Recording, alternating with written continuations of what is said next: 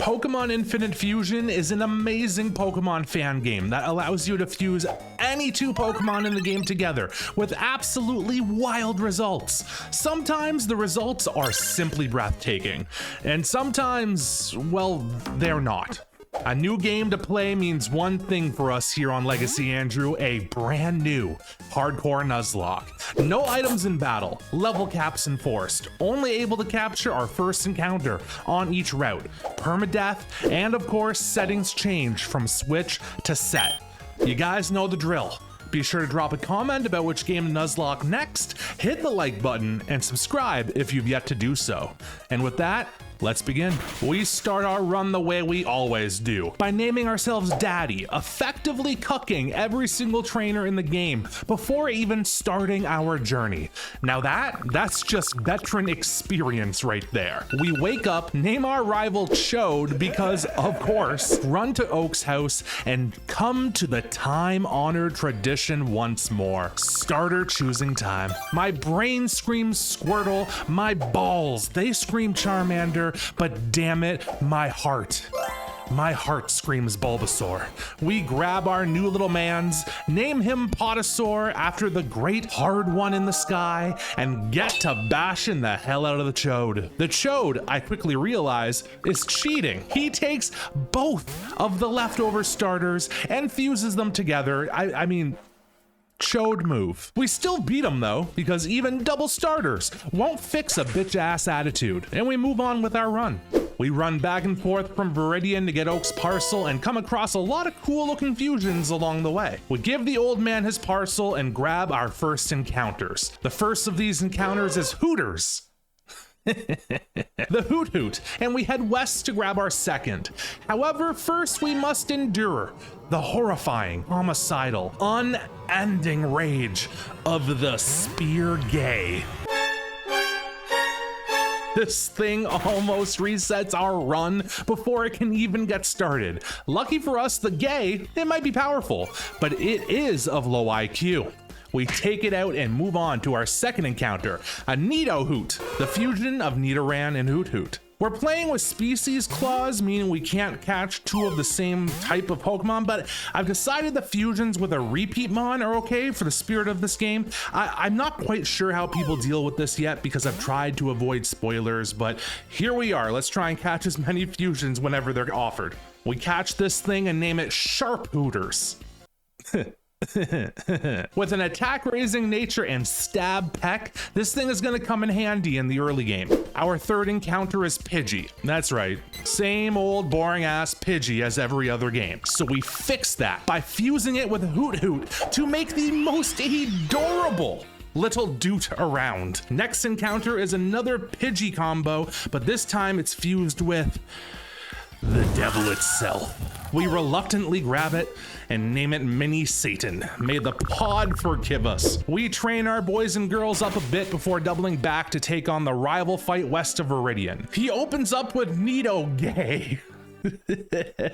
We start with the sharpness and hit a turn 1 hypnosis. A few pecks is enough to take out the Gay before it wakes up. Up next is Squirtmander, which I switched to Potosaur for. I did this because looking at this thing, I'm just kind of thinking Squirtle, obviously, look at it. But of course this was a totally risky play and this thing has Ember.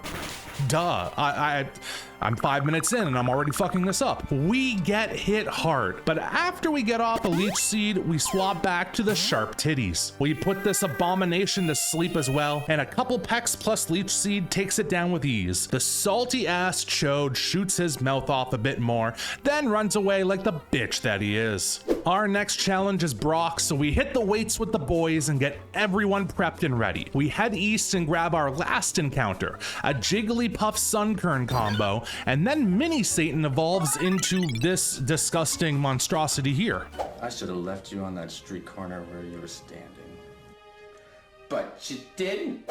In this game, you're limited to bringing the same amount of mons to a battle that the gym leader has, so we decide to rock, get it, rock, with the new monstrosity and Potosaur. God and the devil. Very fitting. Brock leads with Geogay. We lead Satan. What a combo. My plan is to use Satan to try to grab a poison off a twin needle while the Geo hopefully doesn't hit us too hard. The best and worst of this happens. We grab a poison off of our first needle, but Geo hits us so fucking hard with the rock tomb that I start seeing the birds, you know, when someone I start seeing those. We switch to the Soar and Brock misses his rock tomb. We finish off the Gay with a Vine Whip plus poison damage. So far, we've talked a lot of crap about Satan being ugly and a monstrosity and all that, but he just can't compare to the disgusting creation of Brock's Dignix. This thing is scary both in looks and in power. Luckily for us, it opens up with Bind. I don't know why, but we hit it with a Vine Whip and it just misses out on a KO. We get double lucky, however, as Dignix goes for Bind once again, and we're able to finish it off with another Vine Whip. Pray to the pod, win with the squad. Badge number 1 is ours. Next, we head east and decimate the pets of every child trainer hanging out on Route 3. I feel zero remorse, except for one, because this Pika Puff is the single cutest thing I have ever seen in my goddamn life. We reach the Pokemon Center outside of Mount Moon where we can acquire our next encounter, the classic, time-honored tradition of paying $500 for a Magikarp. It's been 25 long years, and I'm still happy every single time I come across this thing. We name it Bloop and run next door to Mount Moon. Brock and some nurse lady are there complaining about terrorism or something. We say, sure, we'll beat up the terrorists, leave me alone, and head into Mount Moon for our next encounter, which turns out to be one of those annoying Zubat. We make our way through Mount Moon for a bit, switch training Magikarp as we go, you know, classic Gen 1 stuff, when I realized that I was an idiot who could simplify this process quite a bit by simply fusing Magikarp with another Pokemon. We fuse it with Zubat to give our future Gyarados access to Stab Wing Attack. The game spits this nasty ass thing out at us, and we continue onwards through the mountain. We run into Team Rocket doing just terrace things, something about fusing, but like even harder. We make our way down from the mountain and we stroll our asses into Cerulean. During our dwarven escapades, we saw the evolutions of Mini Satan, Bulbasaur, Bloop, Nut, and Chonk. We had to mess around with Bloop's fusion a little bit to get that flying type that we mentioned, which makes him way less cool looking. But you know what? More power is better for what we're trying to do here. This does, however, prove to be a fatal mistake that we'll see in just a moment. We run north of Cerulean, where we run into this Chode, which we know as Chode. This is our first actual challenge in a while, and I feel like we're more than ready. Or so I thought. Chode leads Nidodo, and we lead with the Soar. Not exactly a great matchup, so we want to switch, but first we chance a Sleep Powder, and we do connect. We set up a Leech Seed while Chode's flying atrocity takes its nap, and then we switch into Chonk. Nidodo wakes up and hits a Quick Attack. After Leech Seed, it's doing barely any damage to us, so we spam Zen Headbutt until it goes down, taking only 11 HP damage for our troubles. Chode sends out his starter next, Squirtmeleon. We stay in for one turn to try and get some chip damage on it, but it deals far too much damage for us to stay in past that. This thing is definitely a threat, but we can easily take it down with Gyarados Zubat, who resists both of the stabs from this Squirtmeleon thing. However, there's a problem. When we unfused and refused Gyarados and Zubat, its level changed, putting it above the current level cap of 22, meaning we can't currently use it in this battle. We stay in with Chonk and are taken down to just 9 HP. We hit him with a Rock Smash, hoping to lower his defense, but we don't get lucky. We switch to Satan and are forced to eat a free Fire Fang. It does just under half. Squirt outspeeds us and hits us with a bubble, and we fire back with Venoshock. Squirt is in the red, but we're on the verge of losing Satan. I decide at this point it's probably inevitable that we're going to lose someone here, and if we're going to lose anyone, I mean, it may as well be a deceiver from the clan of Kakuna, am I right? We leave Satan in, but Squirt actually goes for Rapid Spin instead for some odd, retarded reason. We live it and knock him out with another Venoshock. Chode sends out Mantata next, and we swap to the Hooters. We take a Seismic Toss on the switch as well as the following turn. In the process, we take Monada down to red with a Zed Headbutt, but are forced to switch if we want to save Hooter's life. Nut comes in and takes a bite rather well. Seismic Toss brings us down to half health, but we take him out with a Draining Kiss.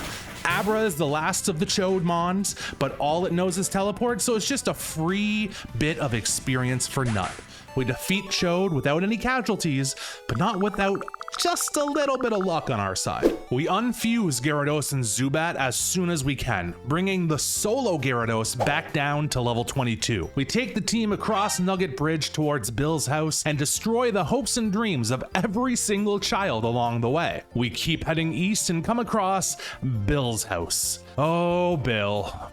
Poor, predictable Bill. Fusion hits the scene, and instead of trying out the 170,000 new Pokemon available in the world, Bill instantly tries to further his dreams of furriness. What a sick bastard. We make him human again and scold him for being a degenerate piece of furry garbage. He gives us an SSN ticket in return for our silence, although at this point, it'd probably help him more just to kind of let his friends and family know about it, give him a little support, maybe bring him away from this weird community. But regardless, we leave his house with mixed feelings and head to Cerulean Gym to take on Misty.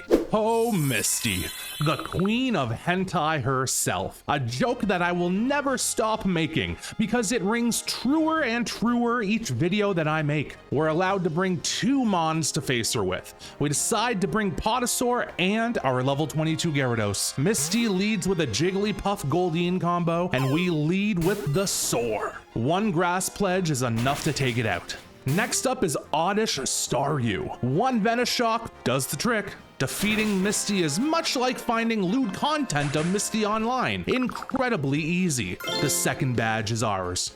Next up is the SS Anne, and we have a few encounters to snag and a few errands to run on the way there. We run to a house that Team Rocket has taken over to buy a few things. First, they sell Rage Candy Bars, which in this game decreases your level by 1. Now, normally this kind of seems like a useless item to most, but an absolute game-saving item for us, as we need to keep within that level cap. We also buy a Moonstone for way too much money, but it lets us evolve Chonk into a new glorious form, so I'm pretty much here for it. We also use a second Moonstone that we found in Mount Moon on Nut, evolving its Clefairy side, making it look even more cursed than it already did. As for encounters, Route 5 brings us an Oddish, which we named Giroux, after a longtime viewer and supporter of the channel. Don't forget to drop a comment if you would like to someday be named after a Mon. The next video could have a dick joke with your name attached to it. We decide to fuse Oddish with Poliwag, and it evolves into a cute little Polish boy in a hat. Exactly how I've always imagined Giroux. We grind it to level 21 real quick and watch him evolve into Polyum.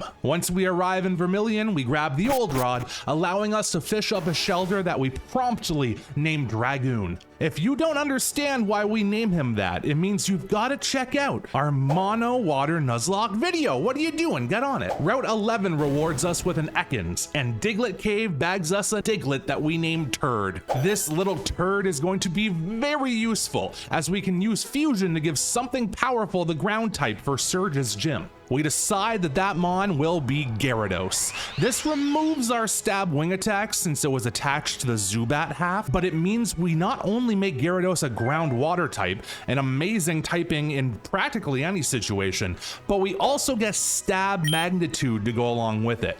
This thing was powerful before, but now it fucks. We talk to a girl in Vermilion who gives us a Sunstone. We ponder long and hard about whether to use it for a Sunflora or a Bellossom, Tomb and decide to go with Sunflora. I wasn't sure how available Sunstones would be in our run, and I figured that if we didn't come across another one, we could at least always just evolve Giroux using a Leaf Stone instead. Next, we board the SS Anne and begin the tedious task of grinding through all the trainers on the boat. Other than almost losing our ground-flying Chonk to a random-ass shelter, the whole task is fairly uneventful. Oh, and of course, running into this absolute abomination of a Magikarp Tentacool. What is even going on? Look at it. Look at its face. What is that? Upon talking to every defeated trainer and NPC, however, we do find some exciting topics. When I talk to this trainer, he wants to trade one of his Mons for a quote-unquote rare Pokemon. I have no clue what he means by rare, but one of the Mons he's offering is a Growpoke, a Growlithe Slowpoke combo. This thing sounds powerful to me, so I run back to the PC and take out all the weak Mons that I'm not planning on using. When I present them to the trainer, he, for some odd reason, is interested in Mini Satan of all Pokemon. Getting a new powerful Mon and cleansing ourselves of the evils of Clan Kakuna? Sign me up. We make the trade and we're happy as can be about it. We promptly head to one of the rooms on the ship to rebattle a trainer to level up our newfound friend, and an old friend, Giroux, ends up evolving in the process. What was once a small, adorable Polish boy has now turned into a drooling Down syndrome teenager. Exactly how I've always imagined Giroux. Once our whole party has been trained to level 25, we finally approach the last room of the SS Anne. We are, of course, interrupted before we can get there by the one and only Chode. Chode is feeling especially chody today, greeting us with French. Gross. Screw this kid. Today, we kill his Raticate. Or I guess his Raticate adjacent fusion, whatever. His pet is being murdered now. He leads with Nidodo and we lead Chonk. Normally I would have some sort of like analysis or narrative to go along with this run's big moments, you know, like a rival fight, but can I be honest with you?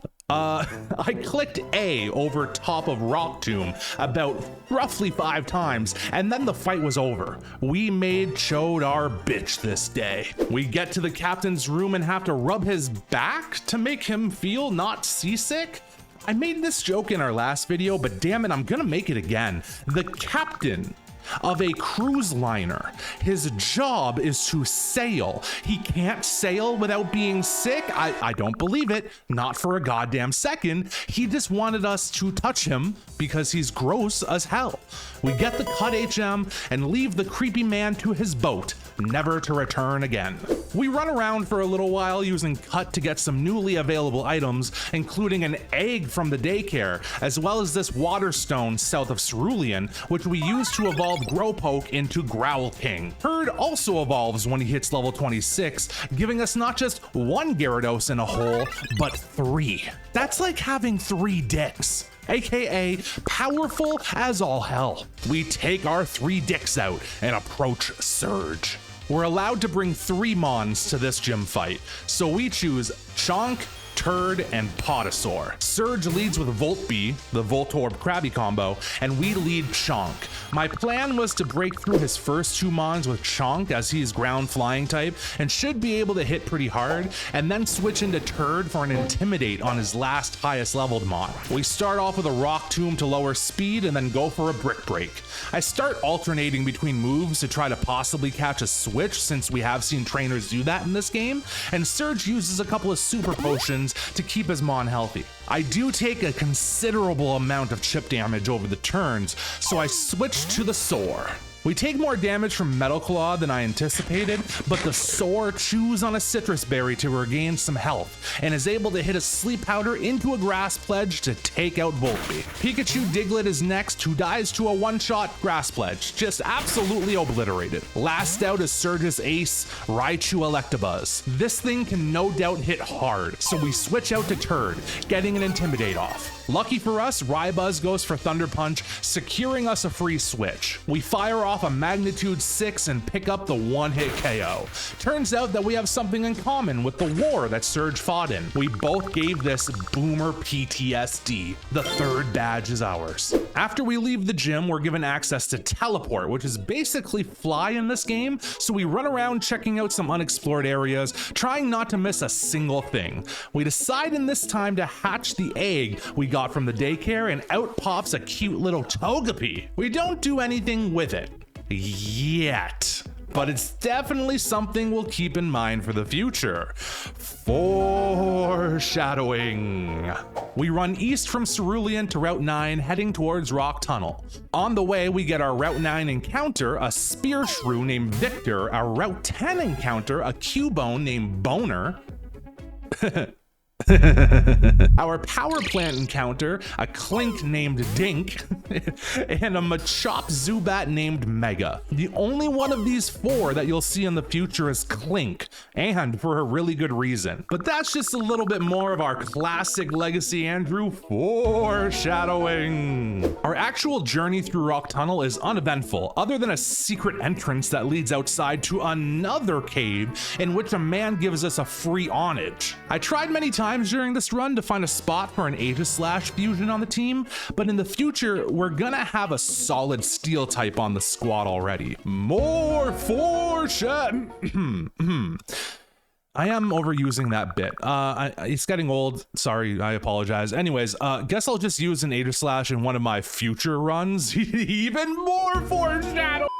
We get to Lavender Town, but basically leave to the west the moment that we can. With a level cap of 35 and evolution stones available to us in Celadon, there's a lot of moves we can make to power up our team in the near future. Just before Celadon, Route 7 gives us an encounter, and we find ourselves a Pikachu lurking in the grass. We snag it up and name it Potachu before heading into the big city. We head straight to the department store to do some shopping. None of the TMs are particularly powerful, unfortunately, but the other guy at the TM counter is selling timer balls, so we grab 10 of those pronto. Timer balls are perfect for battles that last a long time, aka most battles against hard to catch Pokemon. These will no doubt come in handy, especially in the future against those two Snorlax that we're about to wake up. We buy a Water Stone for Shelter and run back to evolve it. This Cloyster with its skill link is going to be a monster in the future. I won't say foreshadowing, I swear. We grind up Growl King to level 34 and it learns Flamethrower. Then we buy a Fire Stone and use it to evolve him into Arca King. Although this thing is relatively slow, a heavy special attacker with Intimidate is a fantastic addition to the team. We grind Giroux up to level 34 so that he learns Giga Drain, and then we use a Leaf Stone on him to evolve its Gloom side. Its sprite upon evolution is quite rough and clearly unfinished. Exactly how I always imagined Giroux. We climb Celadon's famous 4th wall-breaking tower in order to get ourselves a free Eevee. We're quite obviously stoked on this pickup and name it Podion. We also hit up the game corner and check out the list of prizes. I'm instantly intrigued by both Abra and Dratini. My thought process was that we already have a Psychic type in Arca King, so I leave without buying anything, but definitely plan on saving up to buy that Dratini in the near future. Mount Moon wasn't the only place that B-list terrorism has gripped, it seems, as Team Rocket have absolutely infested Celadon. We check out the game corner for the old switch behind the poster trick, but there's nothing there? Wow, what a bold and brave decision by the game devs. You know what? I respect it. Turns out Team Rocket is south of Celadon beside the gym, where their base seems to be in a newly added sewer area. Unlike the old games, unfortunately, we're not able to progress the story any further until we beat our rival at Pokemon Tower, which we kinda skipped. So we head back east and prepare for another Chode appearance. Chode approaches us in Pokemon Tower. ほう、向かってくるのか。近づかなきゃてめえをぶちのめせないんでな。ほうほう、では十分近づくがよい。 and challenges us to a battle. He leads Nidodo, the Nido side now being evolved, and we lead Chonk. We spam Rock Tomb until it dies, taking 30 HP damage in the process, but using up Chode's super potions also. Next out is Starbra. Although Chonk wouldn't want to take a water move from this thing, we can't resist the urge to one-shot it with a hard physical hit. Next out is Gyarados, which we definitely can't stay in on. We switch to the Soar and feel confident after we take a bite fairly well. We feel a lot less confident after he uses Thrash the next turn though, and we're brought down to 11 HP. Potosaur chews up a Citrus Berry though, regaining a bit of health, and we hit a Sleep Powder. We land a Leech Seed and switch to Turd for an Intimidate, while Chode's Gyarados snoozes. 2 Night Slashes plus Leech Seed damage is enough to take out Gyarados, and Turd only loses 3 HP for it. Chode's starter Warmeleon is next, but it practically explodes when we hit it with a Stab Aqua Tail. Chode is defeated and acts like a salty little girl about it, as expected.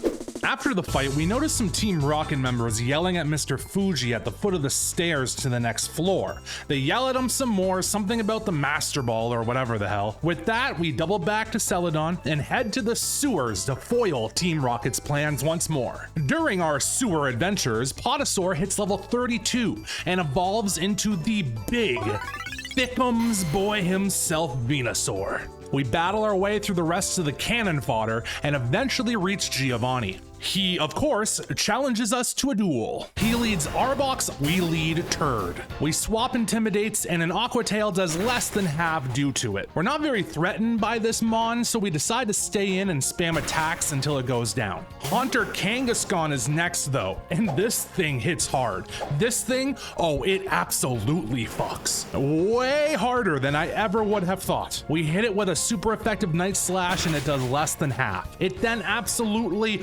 nukes us with a Dizzy Punch, and Turd is taken out in one hit. Arguably our most powerful Mon, taken down with ease. We say a quick prayer so that the soul of all 3 of our dicks will reach heaven with Metapod and send out Team Captain Potosaur to avenge their deaths. We go for the Venusaur Classic, Sleep Powder into Leech Seed. A lot was riding on this 90% accurate Sleep Powder and the chance to get confused by Dizzy Punch as well. But luckily for us, he misses it and we hit it. We then proceed to whittle it down with Venishocks plus the Leech Seed damage, and Honkon is taken out before it has a chance to wake up. Rhyhorn Lapras is Giovanni's last Mon, and we're able to absolutely ruin its day with a one-hit KO Petal Dance. Giovanni is defeated, but it definitely was not an easy fight. We grab the Silph Scope, grab a heal, and put Turd in the RIP box. Our run's first victim has been claimed, and we'll never forget his girthy penile strength. We decide to unfuse Hooters, who's been in the box for a while, and fuse the Noctowl half with Pikachu, evolving it with a Thunderstone soon after. We also decide to box Suntuff and evolve our Eevee into Umbreon in order to bring it along with us a little bit just to level it up. We're not certain what we'll be fusing Umbreon with yet, but we're sure that its girthy stats will do really well for fusing, and we'll be able to kind of carry the torch for our lost brethren known as Turd. After a bit of grinding, we're ready to face Erika. We're able to bring 3 Mons to face Erika, so we choose Potachu, Venusaur, and Arca-King. Erika leads with Executor Doduo, and we lead with Potachu. We hit a Thunderbolt, but it does less than half, and we take a Seed Bomb in return. Next turn, we decide to Thunder Wave it instead, in hopes of swapping the next turn. We get hit with Pluck, taking us to about half health. We switch to Arca-King, getting off an Intimidate, meaning that Pluck does barely anything. Seeing such small damage, we decide to set up with Nasty Plot next. We're now no doubt strong enough to knock out everything with a single flamethrower. We take out Executor, and out comes Tangela Primeape next. We have to eat an Ancient Power due to being a little bit slow, but we're able to one-shot with Flamethrower afterwards. Erika's ace, Vileplume Victory Bell, is out next, which sets up a Solar Beam turn 1. Yeah, big fucking mistake there, lady. We one-shot with Flamethrower like it's nothing. There's definitely a girls suck at video games joke in here somewhere. but I'm far too much of a gentleman to make it. We defeat Erika, and the 4th badge, it's ours. We head back to the Pokemon Center, grab a heal, and hit the PC. I've talked in the past in our Nuzlocke tips videos that when playing randomized runs or a blind run like this one, having a team with many different types is important, as you don't know what to prepare for, what's going to come out next, and you'll want to check as many different mons as possible with your 6-person team. I am currently painfully aware that although we were able to fuse a new mon and have a nice 3-piece to take on Erika, our team is generally threatened by a wide variety of mons right now, especially since the loss of our Gyarados. I sit in the box for a long time, trying to strategize about what our final endgame team may look like with what's currently in our box. Sure, we might catch something better in the future to strengthen said team, but we can't rely on that at all. After much thought, we fused together Klink and Togepi. Fairy Steel is an absolutely amazing typing to have defensively, especially in a mon that's going to be relatively bulky like this one. With our new friend in tow, we head to Pokemon Tower, where we're able to catch a new encounter. It turns out to be Ghastly, which we named Damien. We then fight through all the crazy cat ladies to the top, where we encounter this adorable creature along the way. Look at him! Look at his face! We reach the final staircase of the tower and come across the ghost haunting this place, which is a trainer in this game. The haunted girl, quote unquote, sends out a Gengar Marowak fusion. It's level 40, a bit above our team members, but one Petal Dance from Potosaur is able to easily clean it up. We run upstairs to Mr. Fuji, who tells us that the Rocket stole the blueprints for the Master Ball from him. He then gives us the Poke Flute, meaning we can grab 2 static encounter Snorlax now, so we head south right away to grab the first. Along the way to that Snorlax, we do get forced into some trainer battles, and Giroux hits level 37. He evolves into his final form, Polyplume. It's not exactly a pretty looking thing, but it gets the job done when it needs to. Exactly how I always imagined Giroux. The next gym's level cap is 38, which most of our team is just about to hit, so we decide to double back to Celadon for now and take on the Snorlax there instead, because we can skip most of the battles on Cycle Path on our way south. We play ourselves a little tune on the Poke Flute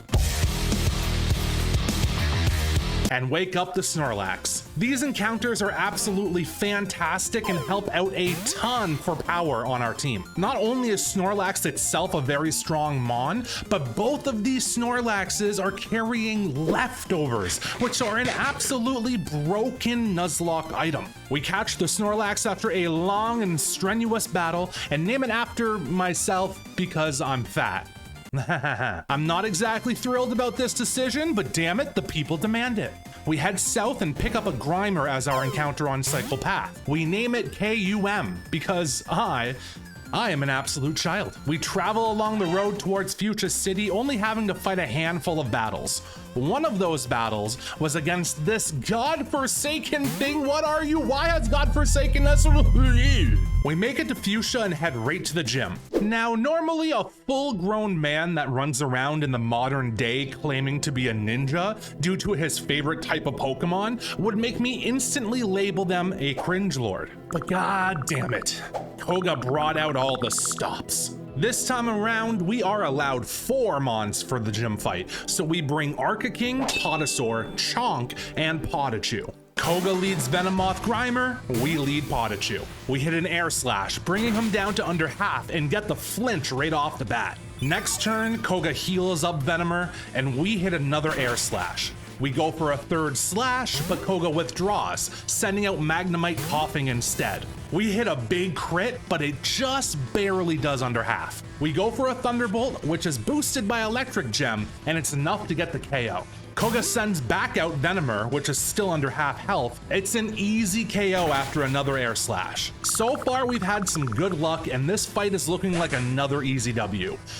But boy, was I in for a shock. Koga sends out Beedrill Scyther next. We stay in and go for an Air Slash, but Beether hits us with a Poison Jab, and holy shit does it ever hurt. We take half health damage from it, and we get poisoned. Our Air Slash brings Beether far into the yellow, but if we want to keep Potachu alive, we've got to make a switch. We bring out Chonk, who resists the poison jab, but we do get crit and poisoned. Our good fortune has completely 180'd at this point, and we are feeling the pressure. We stay in, and this time Chonk goes for an air slash. We have to eat another poison jab, but we hit the slash and take out Beether. Koga's last mon is his ace, a Chansey Muck combo. This thing's just insane. We feel good at first because we have a fairly decent matchup typing-wise, so we go for a roost to get some of our health back. Although this does keep Chonk alive, it gives Chinook a free turn to set up acid armor. We hit it with a drill run, but it does only a quarter health damage. Chinook then hits us with a takedown, and it does a chunk on chonk. It's an easy 2-hit KO, especially with poison damage stacked on top.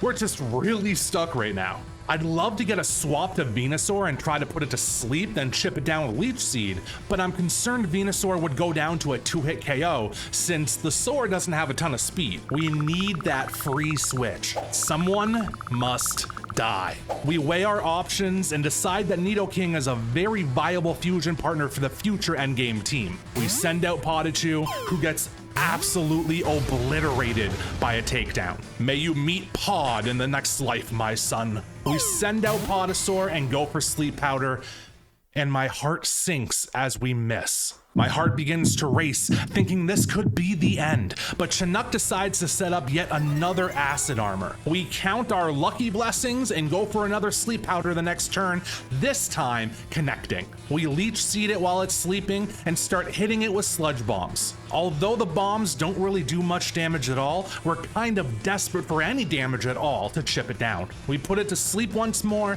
then switch to Arca-King. However, Chinook gets an early wake up and hits us with a takedown. Although Arca-King did get an Intimidate off here, it doesn't do as much as maybe we thought it might. It still hurts a ton. But since it's not asleep anymore, we really do not feel safe at all staying in with Arca-King. We switch back to Podasaur and hit another Sleep Powder. During this entire process, Chinook has been setting up double teams, mind you, making this process even more grueling. We're just barely chipping down his health due to him recovering every turn with Black Sludge. We've seen double team, takedown, and acid armor as his moves so far. I am absolutely dreading the reveal of his final move, as I have a feeling deep down that it's probably going to be soft boiled, and if that's the case, I don't think we can win this. We switch back into Arca-King for another Intimidate as Chinook is once again sleeping and is deep into the yellow at this point. We set up a nasty plot once more, hoping to have enough power to take it out before it wakes up and goes for soft boiled.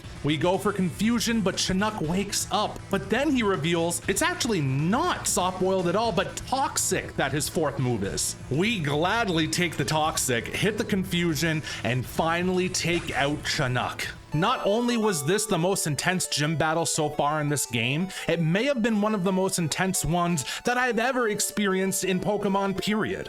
I usually have a joke or a zinger after a gym win, but you know what this time? All I have is respect for this weird LARPing man. The 5th badge is ours.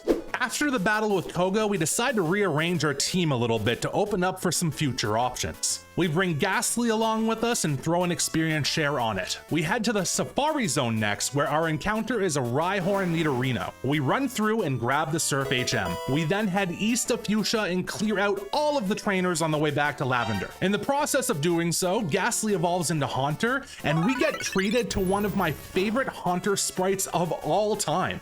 We continue cleaning up all the trainers that we've missed so far in the run, now that we have 90% of the map open up to us. Haunter gains a lot of levels in this time, only once getting into some trouble. All the extra levels leads to Haunter evolving, and we keep our eyes peeled for the perfect fusion for him as we finally head to Saffron. Team Rocket has, of course, taken over Silph Co once again. They're forcing Silph Co to make the Master Balls in order to catch legendary Mons for their world domination schemes. So we storm the building, defeating useless grunt after useless grunt until we reach the top floor where Giovanni resides. Now that we've cleared out the entire base, we head back to the PC to make some changes to prep for the Giovanni fight. We decide that Umbreon that we had from before would be a fantastic option to fuse with Gengar, as Ghost Dark typing only has one weakness, meaning we'll have a very high damage special attacker with a little bit of bulk that doesn't have to worry about being hit for super effective damage most of the time.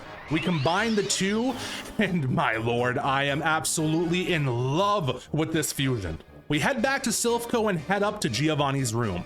As we approach the director's office, we're stopped by the Chode, who demands a battle. That's right, we're here trying to stop literal terrorists, and this kid wants to just run it back? We're so confident in our abilities that we say, you know what, screw it, and we humor him. The Chode leads with Pidgeot, the final evolved form of Nidoking Pidgeot. We knew that was coming, so we lead with the Slow Boy, aka Arca King. We set up a nasty plot and take it out with a boosted Psychic next turn, taking only 2 wing attacks in return. Electabuzz Gyarados is out next, and being slow means we want none of that. We switch out to Dink, aka Togetic Clang, testing its real battle prowess for the first time. We have given this thing the most AIDS moveset we possibly could. We're just gonna sit in here and keep roosting to regain health to either burn out its Electabuzz Hydro Pumps or until it misses one, when we can go for Toxic to put it on a clock. Electabuzz eventually tries a Crunch, doing barely anything to us, and we get off that Toxic. We continue to spam Roost while Toxic slowly drains down its health. We are in no risk of being KO'd by a crit and are safe the entire time. We do end up picking up a Paralysis, but it's on the turn that Electabuzz goes down to poison damage anyway. This thing is going to be absolutely fantastic to use in the endgame. Warmeleon comes out next, so we decide to throw a Toxic on it before switching, which allows it to set up an Iron Defense and a Rain Dance, which in turn means that we basically get a free switch to Giroux. Rain Dance actually helps us here, as we're planning on spamming Surf with Giroux. We do just that, bringing it low enough with Surf for poison to kill it. All we have to take in return is a simple single Dragon Rage. Tauros comes out next, and we go right back to Dink, knowing that nothing in Tauros's moveset can hurt us. Same as last time, we go for Toxic, sit back, spam the A button over top of Roost. Even getting paralyzed and flinched on a few turns does not bother us at all, as we have leftovers to recover over time alongside the Roost. Tauros eventually goes down to Toxic, and we end up at full health by the end of it. Starbra comes out next, and we throw 2 Moonblasts at it for the KO, resisting its stab Psychics that it fires at us. The Chode goes down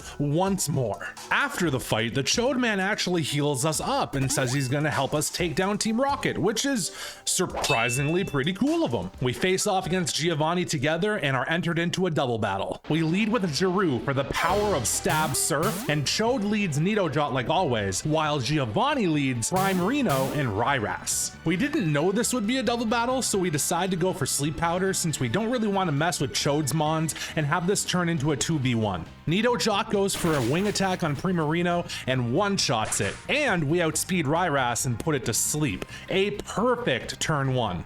Gengar Kanga comes out next, and a chill goes down our back. This thing destroyed our 3 dicks last time around, and we don't want a repeat of said de-dickening. It hits Nidojot with a Dark Pulse, doing a chunk of damage. Nidojot hits it with Wing Attack, and we hit it with Moonblast, but combined it only does about half health. Ryras does stay asleep though, which is absolutely crucial. Given the limited damage output here, we decide that we're fine hitting Nidojot after all, if it means getting good damage on the enemy Mons. After Gengar uses Endure and Nidojot wastes its turn like a retard going for Earth Power on Levitate Gengar, we throw out a Surf, bringing Gengar into the red and Ryras into the yellow. The next turn doesn't go nearly as well, however.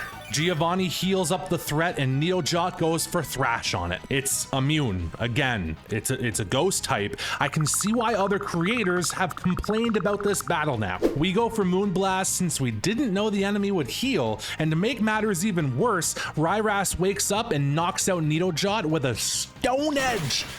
Ugh. Chode sends out Electados next, which is luckily a much stronger partner to have. Electados goes straight to work, knocking out Ryras with a Hydro Pump, and we throw out another Surf. Gengar is now in the yellow with a knockout surely coming next turn. Giovanni sends out Sandslash Nidoqueen next, which we don't mind seeing because it's weak to Surf. On the next turn, Giovanni gangs up on Electados with a Dark Pulse and an Earth Power, knocking it out, which allows my Surf to hit both Mons hard without affecting my side. Gengar in red, Sand Queen in yellow. Chode's next Mon is Tauros. It goes for workup on the first turn it can, and then takes a Dark Pulse from Gengar. Giroux takes an Earth Power from Sand Queen, and it hits hard. We fire back with yet another Surf, however, and pick up the KO on both enemy Mons. Honestly, Giroux hasn't really done a whole lot in this run up until this point, but damn it, today he proved his worth. He was put up against Giovanni's whole ass team and stood tall the entire time. Giroux didn't just give him the business, he gave him the entire goddamn international conglomerate. Giovanni whines a little bit about the match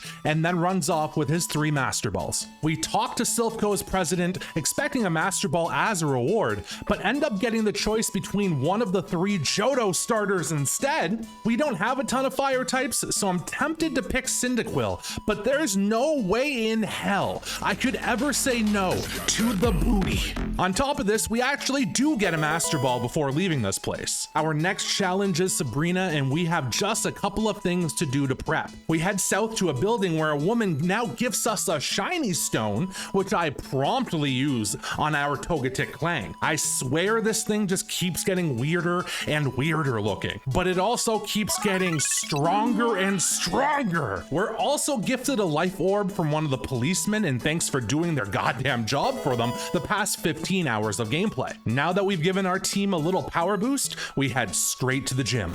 We're given the usage of 4 of our Mons to face Sabrina with, so we pick Chonk, Damien, Dink, and Slowboy. I really don't have too much of a grand plan here. I'm just mostly confident in the power and typings of Damien, Ghost Dark, and Dink, Steel Fairy. Sabrina leads Hypno Mr. Mime, and we lead Dink. Hip Mime sets up a nasty plot turn 1, and we hit it with a Mirror Shot, lowering its accuracy. Hip Mime on turn 2 goes for Psychic, but misses due to the accuracy drop, and we take it out with a second Mirror Shot. I could not have asked for a better start to this fight. Next out is Alakazam Slowbro. I'm still confident in the sustainability of Dink, so we stay in and we hit a Toxic. We connect, and Alabro sets up an Amnesia. I don't care if it sets up defenses, as I'm just looking to sit in here as long as I physically can and survive. We chip it down a bit next turn with Moonblast and take a Surf that does about a third of our health. I heal with Roost, and Alabro does the same with Recover.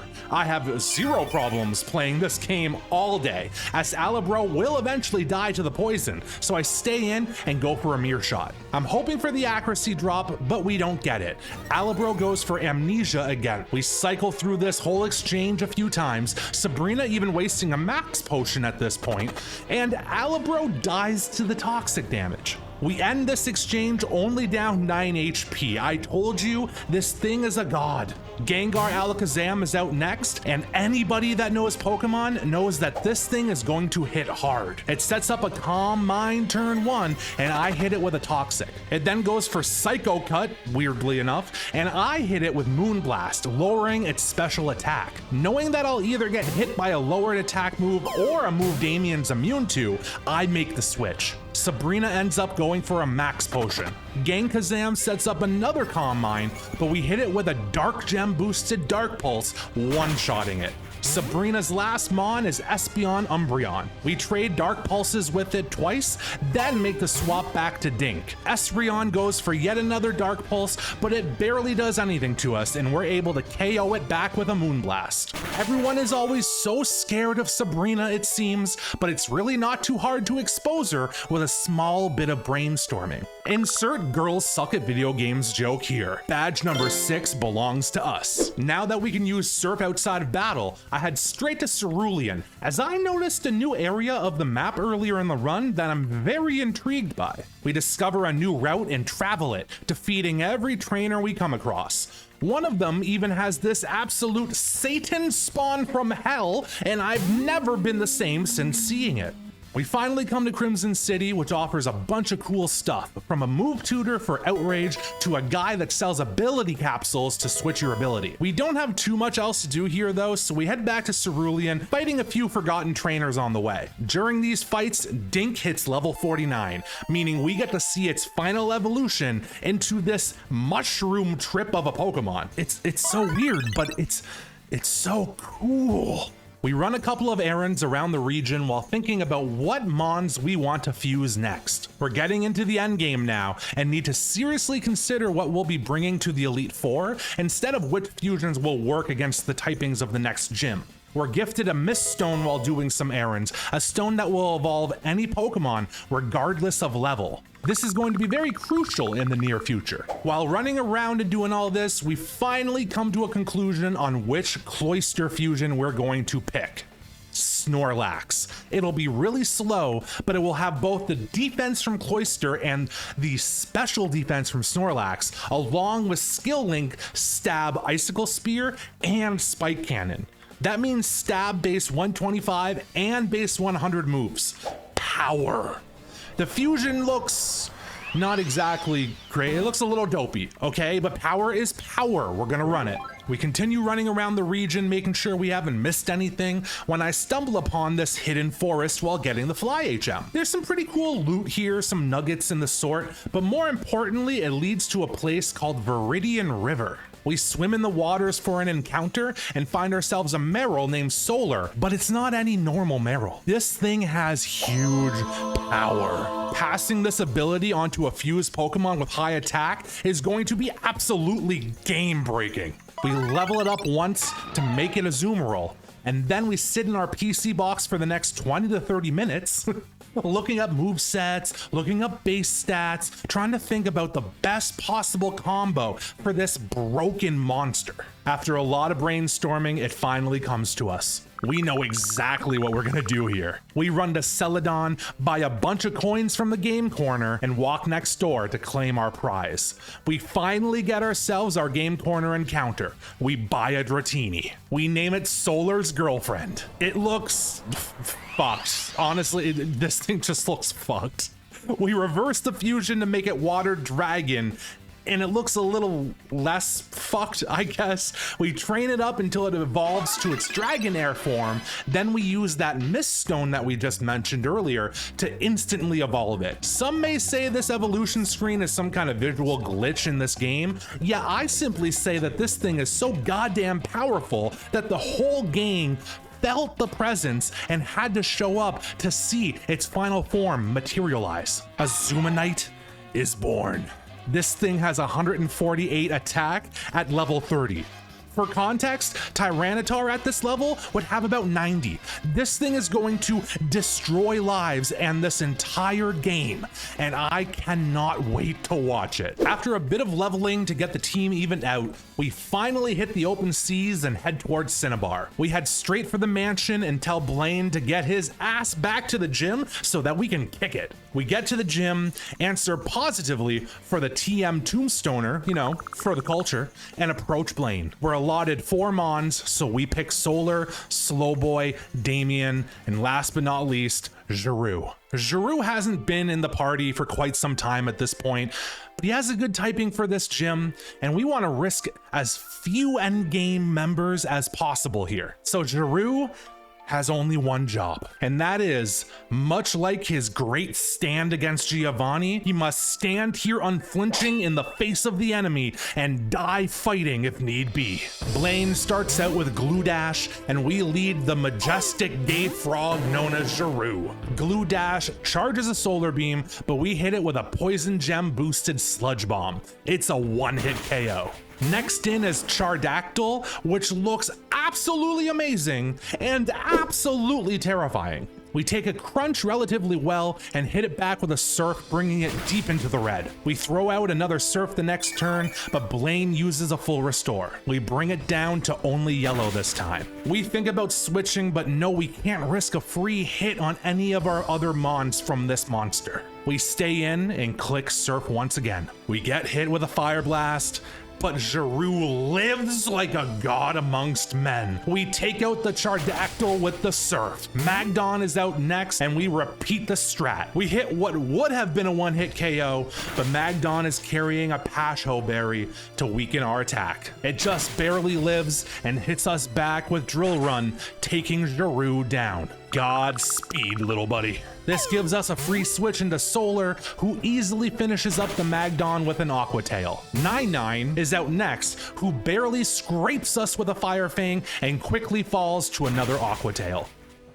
Giroux was with us for a long time. I spent many hours laughing and planning little jokes about him. A long-time viewer since I first started this content little journey that we're on. Giroux, he stood his ground, he never wavered, and he took his death in stride, knowing it would lead to better things for the ones that he cared about.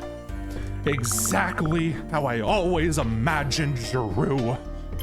The 7th badge is ours. We leave the gym and head to the south of the island. Turns out Team Rocket is screwing around again and has stolen a boat to get to Mount Ember. Something Moltres, something blah blah blah. We head after them, traversing the mountain to track them down. We're bashing through all the rocket grunts, mindlessly holding down the A button with Slowboy in the lead, when something horrible happens. A random tiny little guy named Hunape hits us with a Screech, then a Foul Play, which basically one-shots our poor little Slowboy. A massive error, right before what many consider to be the hardest fight of the game. I'm left in shock, speechless, irate at my utter stupidity. I take a deep breath, finish the fight with Solar, and move on. We continue through Mount Ember and eventually come to Giovanni, who has just caught Moltres. It turns out that this is the 3rd and final legendary bird that he has collected, and he now fuses all 3 of them into a godless killing machine. The fight begins. Zapmolkuno hits the field with 3 goddamn health bars. It's not some combined godly base stats Pokemon, but it's literally 3 mons at once that all take their own action each turn. We lead with Solar and pucker our buttholes. We outspeed all 3 and hit Moltres with an Aqua Tail, instantly knocking it out. If we hadn't have led with Solar, this could have gone very differently, as taking on just 2 birds now is much more manageable. We get hit with a Thunderbolt, then an Ice Beam, bringing us down to the red. We switch to Dink, who takes the same 2 attacks but takes them a bit better, only being taken down to yellow. I'm pretty sure we outspeed given Solar did, so we stay in and go for Roost. The same 2 attacks come again, taking me down just a little bit lower. I'm hoping that they'll go for a different attack at some point, allowing me to possibly Toxic one of them. We repeat the process until we're within range of dying.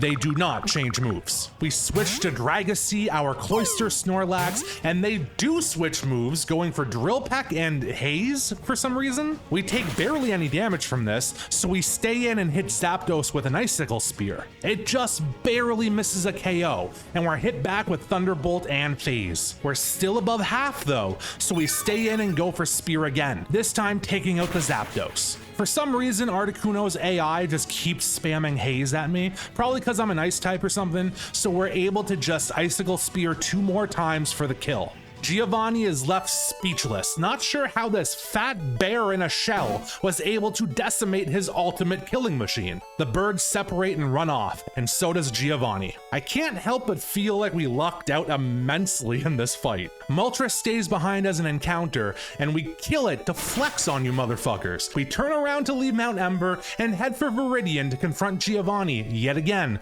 this time for the last time. Before we head to the last gym, we have one big problem to solve. Mainly that we now have a big gaping hole in our party where Slowboy used to be. A fire type is no doubt needed, but we're fairly low on them. We decide what better time to hatch the 2 eggs that we bought near Mount Ember to see what's in them, hoping that maybe they're starters, you know, the NPCs had some kind of dialogue about specific regions. Maybe there's a Charmander in here. One turns out to be a Pawniard, and the other turns out to be a Bagon, which we named Goku. So not exactly fire types, but definitely strong contenders for fusions with a fire type. We have a lot of options to use in the future with all the random static encounters and lesser overworld encounters that we've gotten throughout the run. So for now, we decide to just level up one of our better boxed mons, aka the Booty, in the background as we take on the gym. We return to Viridian and enter the gym where we bash our way through all the grunt trainers, evolving the Booty into Feraligatr along the way. Once the grunts are defeated, we grind our team up to the level cap and make a crucial decision along the way. We've long been searching for something worthy of combining with our beautiful starter Potosaur. It needed to be strong enough to keep up, but also just needed to speak of the glory of the pod. After grinding for a while, I decide that the only partner that makes sense for the Soar is, of course, the Booty. We combine them together, creating Bootysaur, and boy oh boy is he a gorgeous creature. We head back to the gym, confident in our ability to take on Giovanni. All right, so I know we said we were confident, but I didn't truly realize just how appropriate that confidence was. This was not a challenge. We lead Solar and just click Aqua Tail over and over and over. Rhyperius, one shot. Glycitar, bodied. Dochamp, obliterated. Rylax, diabetes. Electa Trio, cucked beyond recognition. Giovanni never stood a chance. His real final stand was with the legendary birds 20 minutes ago. This was just a formality. The 8th and final gym badge is officially ours. Our impatience starts to show as we run straight west, eager to claim victory over this Nuzlocke run. The Chode shows himself once more, talking shit the whole way, as is tradition. The face-off begins. Chode leads Nidojot, as is tradition, and we lead Dragacy. Nidojot gets a wing attack in, but it does barely anything to our bulky defensive core, as we one-shot it with Icicle Spear. Blastmelian is out next, and there's no way Dragacy wants anything to do with that. We switch to Solar as Blastmelian sets up for a Skull Bash, raising its defense. We're hit by it next turn, but it's barely a flesh wound. We smack back with Earthquake, dealing massive damage and bringing Blast deep into the red. Blast sets up Iron Defense the next turn to no avail as we finish it off with another EQ. Toecute comes out next, which surprises me as I am not even the slightest bit threatened by this thing. The moron didn't even fuse into the correct version of this thing, and it doesn't have Intimidate. We hit it with a Dragon Rush and it practically explodes, getting one-shotted. Maghorn is out next, which is also blown the hell up, this time by an Aqua Tail. Electados comes out, getting an Intimidate off, but we're still able to KO with Earthquake through the attack drop. His last mon is Starkazam, who dies to a Dragon Rush Earthquake combo without putting up much resistance at all. I know his levels were a little bit lower than Giovanni's, but god damn it, the Chode has hit a new low when it comes to weakness with his team. He leaves us, vowing to soon have revenge, and we prepare for the start of Victory Road. So we had Goku in the back pocket that last fight, and we want to fuse him with something as soon as possible. While running around the region trying to see if we maybe missed any encounters, accidentally skipped them, we come across one that will not only be perfect for Goku, but will also give us that fire typing that we've been looking for since the loss of Slowboy.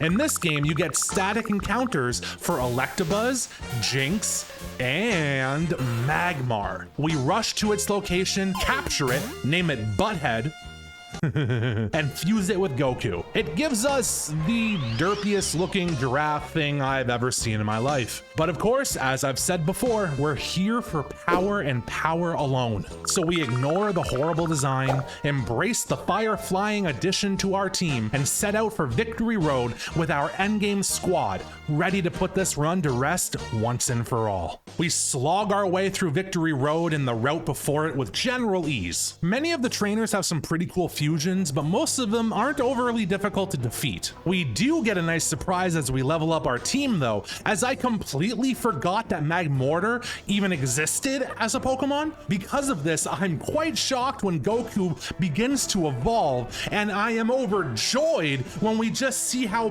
badass he looks upon reaching his final form of Magments. Look at this monster. We are finally and truly working with our complete endgame team now. It was the perfect way to end the Victory Road challenge before moving on, at last, to the Indigo Plateau and the Elite Four. The time is now. Our final team is as follows. Dragacy, the Cloyster Snorlax with Skill Link. It's carrying a Resto Chesto set with Icicle Spear, Spike Cannon, and Sleep Talk. Dragacy's ability to fire off base 125 damage spears is what makes it formidable, along with its great defense on both physical and special sides. Damien, the Gengar Umbreon with Levitate. It's here to clean up with Shadow Ball, Sludge Bomb, Dark Pulse, and Psychic. This thing is here for one reason and one reason only. Fire off a devastating Ghost Gem boosted Shadow Ball to nuke things. Its amazing typing, its bulk from its Umbreon side, and Levitate ability gives it the power to switch in on a great many different enemies. Solar, the Azumarill Dragonite with huge power. It's bringing Aqua Tail, Super Power, Dragon Claw, and Earthquake. This adorable thing right here, this is the carry. It rivals Goku and Dragacy with its 145 attack stat, but after it's doubled by huge power, to 290? Dude, it's game over. This thing one-shots half the mons in the game and chunks the living hell out of the rest of them. With its fantastic Dragon Water typing and Shell Bell to heal from chip damage from anything that outspeeds us, this thing can clean up entire fights on its own. Getting this thing in safely and letting it loose is going to be our key to victory in this run. Dink, the Togekiss Kling Klang with Serene Grace. Draining Kiss, Roost, Flash Cannon, Toxic. This thing's set is just about as cancerous as I can make it. If we had steel coverage anywhere else, I probably would have even gone as far as replacing Flash Cannon with Wish. Fairy Steel is arguably the best defensive typing in the game, and because of that, Dink can just sit in front of a bunch of different mons, whittling its prey down with Toxic while healing with Roost and Draining Kiss and Leftovers. This beautiful monstrosity just refuses to die and would be a nightmare to play against, which is the exact reason why we're bringing it. Goku, the Magmortar Salamence with Intimidate. Every Nuzlocke team needs an Intimidate user, and we were lucky enough to come across one that also packs a hell of a punch. With Life Orb, this thing can chip down and or OHKO most mons out there. With its typing really rounding out our coverage, this thing not only acts as an S-tier Intimidate user, but also brings a completed feeling to the squad. And last but certainly not least, we have the thick-ass boy that's made it here from the very beginning. The outrageous strength of not only one starter, but two. Bootysaur, the Venusaur for Alligator. Petal Blizzard, Leech Seed, Surf, Sleep Powder. Being able to sleep mons, Leech Seed them, then make a switch to Dink is the core of this team and makes it very hard to break. The only mons we don't want to make the switch to Dink for are fire types and ground types, both of which are dealt with by Bootysaur. They're the key combo to the team, able to deal with anything that Solar cannot. Played patiently and effectively, I believe we've constructed one of the best endgame teams I have ever put together. There's only really one mon and typing that gives us a big problem, but we'll talk about that when we come to it. For now, it is time for this run to finish. Win or lose, it all comes down to this. We walk through those legendary doors and face off with Lorelei. She leads Magmortar, Dugong, and we lead Solar. We're not sure if every fusion will be an ice type or if they could also be water types, so we just throw out an earthquake. It one-shots the Magong without a problem. Next out is Jinx Tangrowth. We hit it with a Dragon Claw, taking it below half, and eat an Ice Punch in return. We hold down that A button and spam Dragon Claws as Lorelei uses up her full restores, trying to keep this hideous thing alive. It eventually goes down, and Shell Bell healing means we only took 22 HP in return. Next out is Mama Bro. We hit it with an Aqua Tail, bringing it deep into yellow for an easy 2-hit KO. We don't take much from the Ice Fang in return, but we do get frozen. We stay in for a couple of turns hoping to dethaw, but all that achieves is allowing Mamabro to heal with Slack Off and Get Up Hail. We swap to Goku, knowing that we'd either be immune to ground or be alright after an Intimidate to take a hit or two. We take an Ice Fang, but dodge the freeze this time around. One Fire Punch is enough to KO the following turn. Pentacloister is out next, and I'm fairly sure we can't KO it through its obviously high defense. We switch to Bootysaur and take such little damage from a Water Pulse that Leftovers heals us all the way up to full again. We take a big chunk from an Icicle Crash the next turn, but put it to sleep in return. We then set up a Leech Seed and hit 2 Petal Blizzards as it sleeps, killing it before it wakes, leaving us at full HP once more from Leech Seed and Leftovers heals. Weavile Lapras is out next, which is definitely a massive threat. We stay in to go for Sleep Powder, but first get hit with a Night Slash. It goes to sleep and we get a Leech Seed off before going to Dink. After a Flash Cannon, it wakes up and hits a Surf, but it isn't enough to phase us as it goes down from Leech Seed damage. We were sweating a bit when Solar was frozen, but all in all, that fight went exactly as most of our battles do. The Booty Dink core is just too strong. So now, we'll say it one last time before the end of this run. Insert women are bad at games joke right here. Lorelei is down and we're 20% to the end. Bruno is next, and holy shit, is he ever yoked. Just look at him. We cross our fingers hoping his Pokemon skills aren't as large as his muscles and jump into the fray.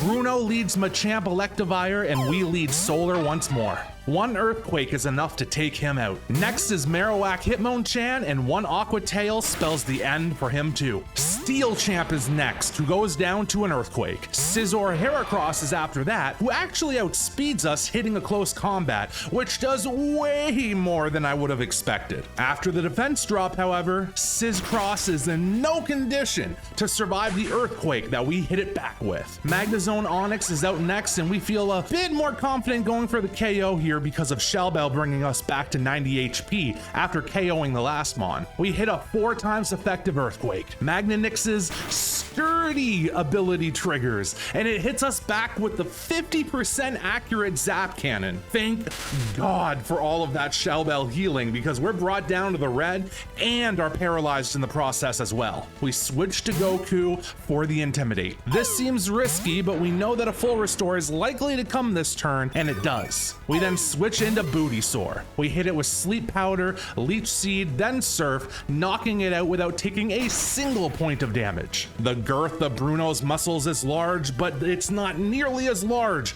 as the girth of Bootysaur and Solar. 2 fights down, 3 to go. Next up, Agatha. She leads with Miss Magius Crobat, and we lead with Damien this time around. The bat outspeeds us and chips us with a wing attack, but we bring it deep into the red with a Dark Pulse. Agatha uses a full restore the next turn and the turn following that, but we just hold down the A button and keep it in the red. Finally, we have to take a second wing attack to go down to yellow before picking up the KO. Gengar Houndoom comes out next, and this thing looks threatening. We bring in Solar and eat a Shadow Ball, taking just less than half health damage. Nothing really wants to take a Shadow Ball from this thing, and if I just keep switching, hoping for a different attack, my whole team is gonna go down to half. I have to stay in and cross my fingers, hoping for the last attack to not have been a low roll. We take another Shadow Ball and go all the way down to 14 HP before walloping it back with an Aqua Tail for the 1-hit KO. Umbreon Haunter comes out next, and even with Shell Bell healing, I'm far too low to stay in plan here. We switch to Dragacy, who's immune to Umpter's Nightshade,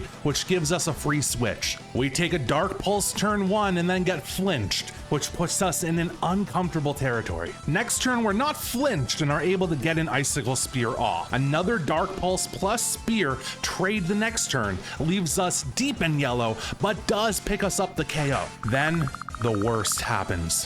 Wobbuffet Gengar comes out. We're stuck and can't switch due to Shadow Tag. We go for rest and wake up with Chesto Berry as Wobgar goes for Curse.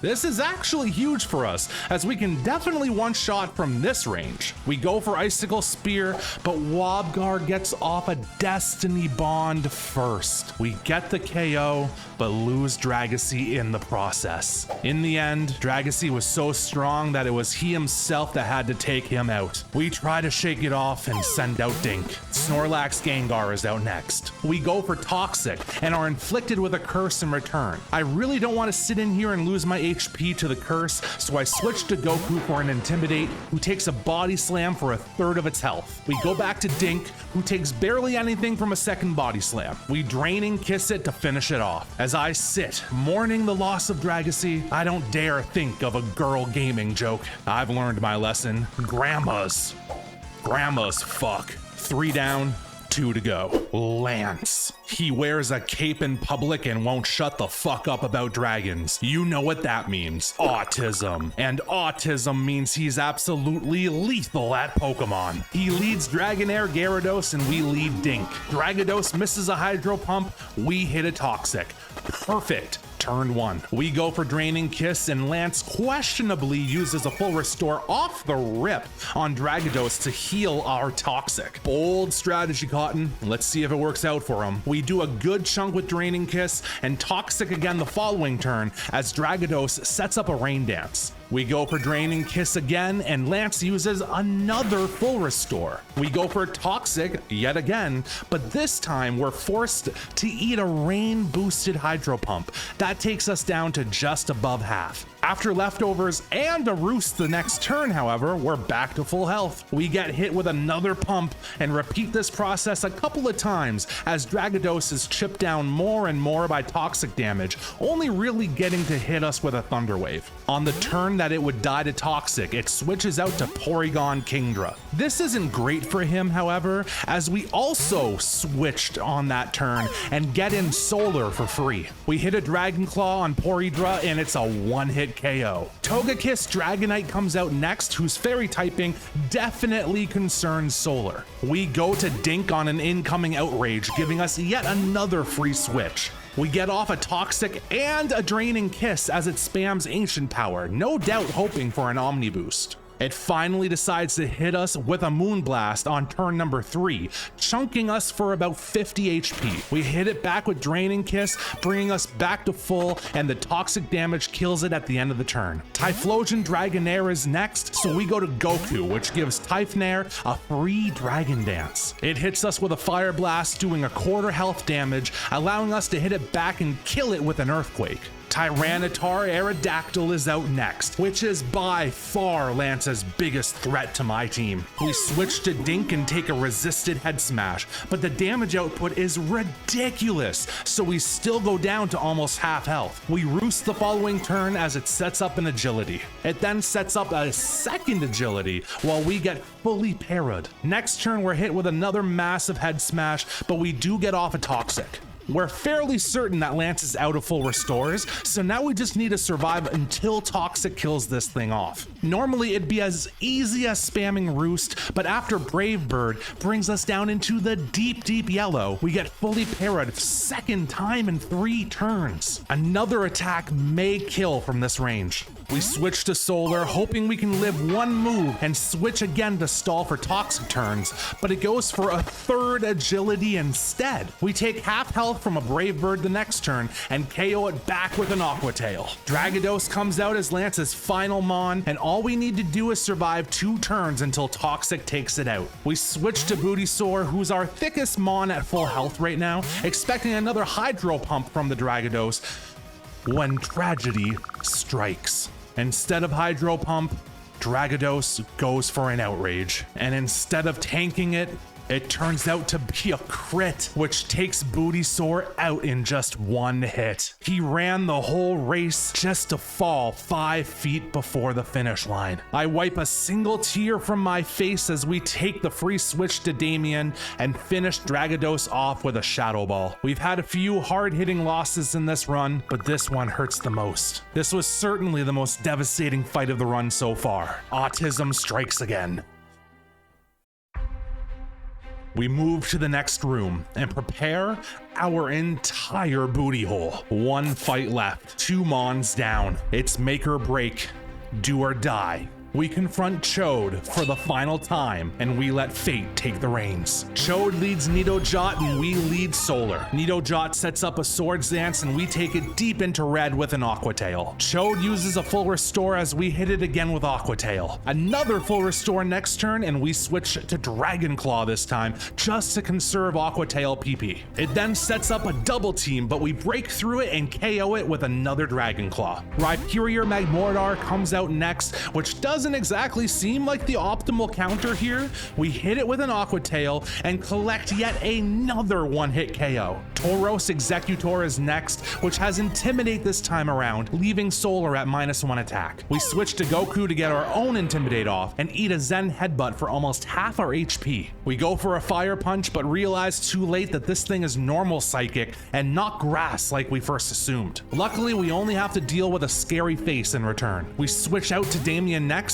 as we're immune to both this thing's stab moves as Chode uses a full restore. We fire off a massive Dark Pulse, bringing it to red, and we get a flinch. Next turn, Chode uses his last full restore as we hit another pulse. We repeat this again the next turn for the KO. We're halfway there. Chode's starter Blastazard comes out next, and boy oh boy does it ever look sick. A shiver runs down our spine as we think of how we would love to send our starter out to confront this thing one-on-one. We switch back to Solar as Blastazard goes for Inferno, but the 50% accurate move misses. It outspeeds us the following turn and traps us in with Fire Spin, but we bring it all the way down to yellow with a heavy hitting Aqua Tail. Blast gets us with a Hydro Pump, which barely even tickles. We miss Aqua Tail though, which was no doubt kind of overdue at this point. Blast goes for another Fire Spin, misses, and we finish it off with Aqua Tail, losing only 38 HP by the end of it. We level up to 61 after the experience from Blastazard, and we're asked to learn Dragon Dance. This seems like perfect timing, so we replace Superpower for it. Electivire Gyarados is out next. We go for Dragon Dance, and so does he. The following turn, we tank a Waterfall, avoid the flinch, and one-shot it with our now +1 attack Dragon Claw. Star Kazam comes out next, Chode's last Mon. The last thing standing between me and the run. We click Dragon Claw, and with both +1 attack and +1 speed, oh, we outspeed and one-hit it for the win. 30 hours of gameplay. 5 hours of screenwriting. God only knows how many hours of editing. At last, we reach out in front of us and grasp what we've been striving for this entire time: victory.